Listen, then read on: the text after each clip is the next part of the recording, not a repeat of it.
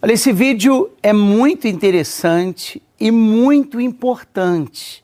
Então eu peço a você que fique atento no que nós vamos falar aqui. Já por muito tempo as pessoas estão pedindo esse vídeo para falarmos sobre o TDAH, pessoas que sofrem desse transtorno de déficit de atenção e hiperatividade, né?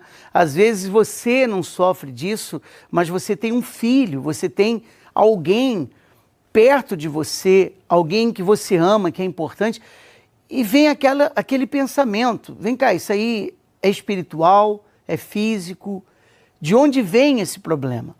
Você pode observar que é uma pesquisa que esse transtorno tem aumentado cada vez mais entre crianças, até adultos, inclusive. Mas eu quero que você vá devagar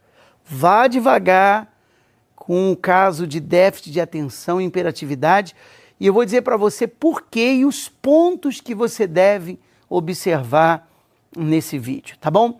Desde já eu quero agradecer aqueles que já são inscritos no nosso canal. Se você ainda não é, se você ainda não fez, clique aqui embaixo se inscrever. Você não paga nada, é só se inscrever e você vai estar nas minhas orações, incluso nas minhas orações. Do lado vai aparecer um sininho, notificações, ative ele para você ser lembrado dos próximos vídeos que nós estaremos postando aqui. Bom, quando falamos do TDAH, nós estamos falando de desatenção, impulsividade, não é isso? Elas causam dificuldade no cotidiano de muitas pessoas, esse transtorno, e não só na infância, o que eu disse, na adolescência e às vezes até na idade adulta isso acontece. A pessoa já traz isso com ela.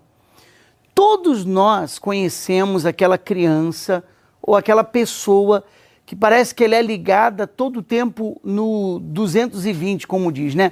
O motor de alta rotação. Ela é extremamente agitada e que facilmente se distrai. Atenção, que facilmente se distrai, sendo muitas vezes esquecida, intrometida e impulsiva. Eu queria aqui citar alguns sintomas, tá, desse transtorno, para você situar, ou você que conhece alguém. Primeiro, quem tem esse transtorno, segundo os estudos, os especialistas, a pessoa tem dificuldade de manter o foco, né? Então ela está ali fazendo alguma coisa, dali a pouquinho ela já se distraiu. Impulsividade, quer dizer, ela fala ou age sem pensar. Falta de organização, ela é uma pessoa extremamente bagunçada nas suas organizações, não há uma organização no trabalho, no escritório, naquilo que ela faz. Mudanças rápidas de humor é um outro problema. A pessoa está bem, está sorrindo, dali a pouco está com raiva, está de cara fechada, fica de mal da outra pessoa, para de falar com você, você não sabe nem a razão, o motivo. Por que que isso aconteceu? Então, mudanças rápidas de humor. Então, esses são alguns pontos, tem outros mais, estou citando aqui os principais, o lado negativo de quem tem esse transtorno. Agora, qual é o lado positivo?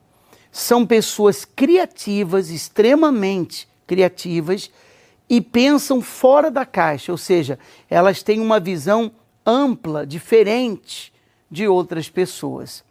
Agora, os cristãos devem lidar com essas informações com discernimento bíblico, tá? E eu quero aqui que você fique atenção a algumas cautelas que nós devemos considerar quando lidamos com alguém que possui esse transtorno, ou mesmo que seja você, o nosso objetivo é lhe ajudar, tá bom? Primeiro, quase qualquer pessoa, qualquer um de nós, qualquer pessoa poderia ser enquadrada nesses parâmetros que eu falei agora, pelo menos em determinados dias, porque determinados dias que nós estamos mais agitados, determinados dias que nós estamos esquecidos, é ou não é? Então, todos nós nos enquadramos pelo menos em algum dia dentro desse parâmetro que eu citei. Então isso é importante você considerar. Segundo, esse transtorno, ele é uma descrição de um comportamento e não uma explicação. Então, só para você entender, vou lhe dar um exemplo. Se alguém perguntasse assim, por que o seu filho não para quieto na cadeira? Se alguém perguntasse isso a você, e se você respondesse, é porque ele tem transtorno de déficit de atenção e hiperatividade. Isso não seria diferente de dizer, ele não para quieto na cadeira porque ele se mexe. Entende? Você estaria meramente descrevendo o comportamento com palavras diferentes. Então, é importante distinguir entre descrição e explicação. A descrição e a explicação. Embora haja dúzias de teorias biológicas para explicar o transtorno, não há, até o momento, indicadores concretos para comprovar. Agora, como ajudar? Há pelo menos duas áreas que precisam ser investigadas: a espiritual e a física. Ambas devem ser levadas a sério quando uma pessoa sofre desse tipo de transtorno. Se você ignora, por exemplo, o aspecto espiritual, não, para mim é físico. Se você ignora o aspecto espiritual, nunca haverá lugar para arrependimento e fé na vida daquela pessoa. Então, o comportamento pecaminoso será desculpado. O poder do evangelho será ignorado na vida daquela pessoa. Se você ignora o aspecto físico, você nunca encontrará os métodos para ajudar aquela pessoa a aprender. Então não se pode ignorar nem o espiritual e nem o físico.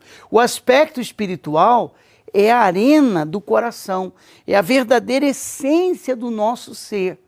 Então o coração deixa evidente que vivemos diante de Deus e adoramos a Deus e servimos a Deus. E quando adoramos, obedecemos a Deus. O nosso coração se expressa em amor, alegria, paz, paciência e por aí vai. São os frutos do Espírito Santo que está lá em Gálatas capítulo 5, do versículo 19 a 23.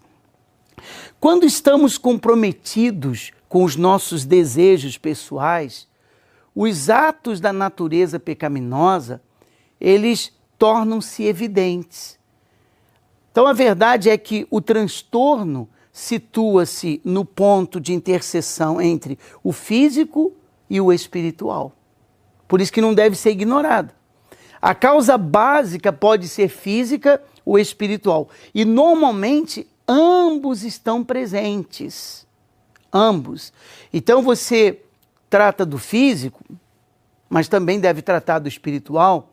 Uma maneira de evitar a confusão, por exemplo, entre pecado, limitação ou fraqueza física, é fazer a seguinte pergunta: estou certo de que esse comportamento transgride a lei de Deus?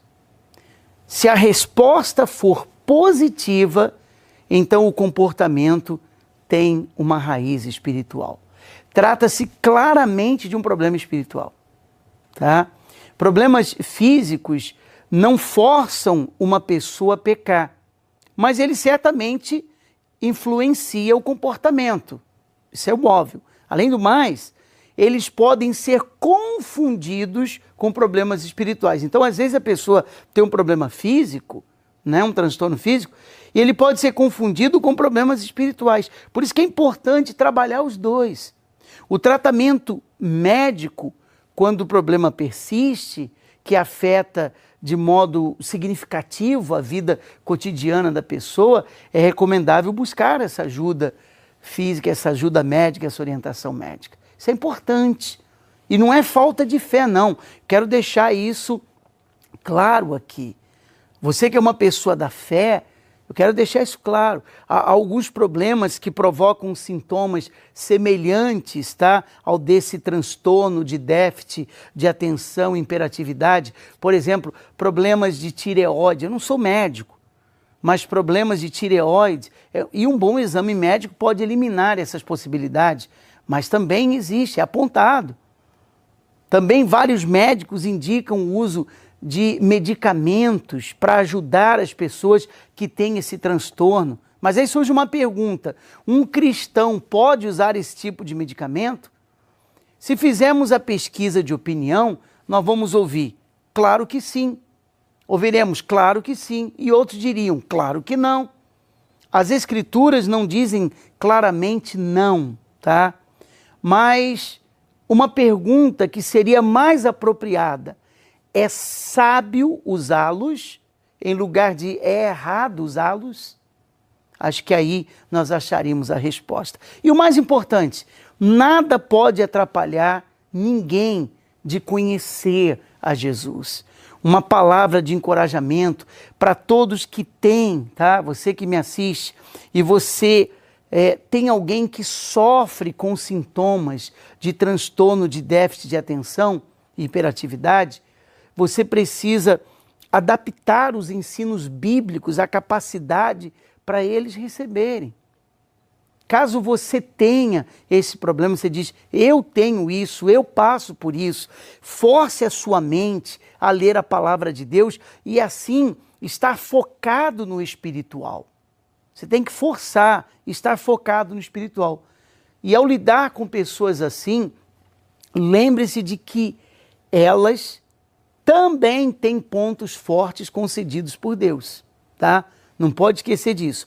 E quaisquer que sejam seus pontos fracos, estes não impedirão o seu crescimento, que é naquilo que é o mais importante, seja no espiritual, seja naquilo que ela está entregue e dedicada. Então, considere, resumindo, o físico e o espiritual. Não ignore. Trabalhe os dois, porque isso é o que vai ajudar todos aqueles que sofrem desse transtorno ou lidam com alguém que tem esse problema. Se o vídeo ajudou você, duas coisas eu lhe peço. Dê o joinha aqui, gostei, aqui embaixo, e compartilhe o link no seu grupo de Instagram, de WhatsApp, com outras pessoas para que elas sejam ajudadas como você acabou de ser.